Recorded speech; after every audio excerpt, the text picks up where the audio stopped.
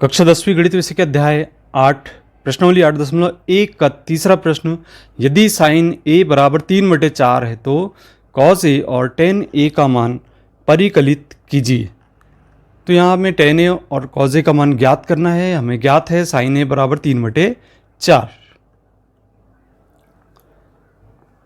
यहाँ समकोण त्रिभुज ABC बना लेते हैं। हमें ज्ञात है साइन ए बराबर 3/4। ये लंब बटे कर्ण इसका अनुपात होता है और यहाँ लंब 3 हमें ज्ञात है, समकोण त्रिभुज ABC में हम देख रहे हैं, और कर्ण हमें 4 ज्ञात है।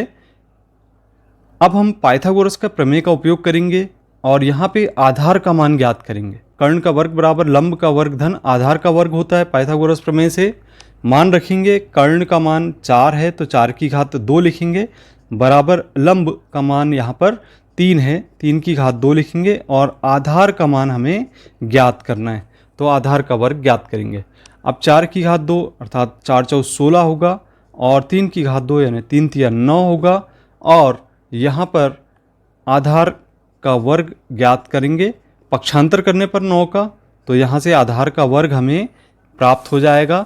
तो यहाँ हम लिखेंगे आधार की घात 2 बराबर 9 का पक्षांतर 16 की तरफ कर देते हैं और घटाते हैं, तो घटाने पर प्राप्त होता है 7।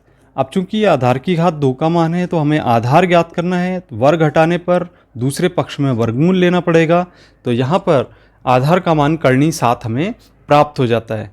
अब देखिए ये हमारा आधार प्राप्त हो गया कर्णी 7, और हमें ज्ञात करना है कॉस ए का मान। तो सबसे पहला मान हमें ज्ञात करना है कॉस ए।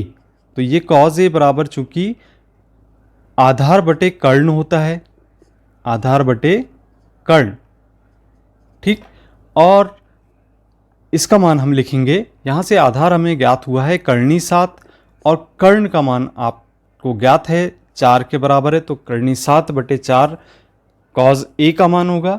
इसी प्रकार से हम दूसरा मान टेन ए का ज्ञात करेंगे। तो टेन ए बराबर लंब बटे आधार होता है, यहाँ पे लंब बटे आधार, लंब का मान रखेंगे 3 है और आधार हमारा कर्णी 7 है। तो इस प्रकार से हमने टेन ए का मान भी ज्ञात कर लिए।